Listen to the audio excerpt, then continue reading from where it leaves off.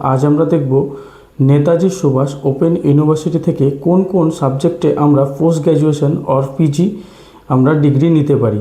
চলো আমরা step by step সেগুলো দেখে নিই। আমরা যে সাবজেক্টগুলিতে আমরা পোস্ট গ্র্যাজুয়েশন ডিগ্রি আমরা নিতে পারি সেগুলি হলো MSc in mathematics, MSc in geography, MSc in geology, MSc in environmental studies. এছাড়া আমরা MA in Bengali, MA in English language teaching, MA in journalism and mass communication. এছাড়া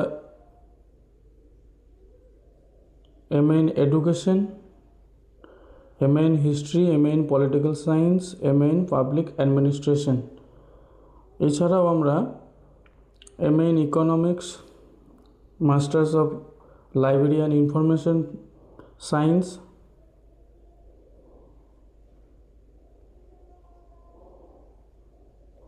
মাস্টার্স অফ এমকম और commerce, masters of social work.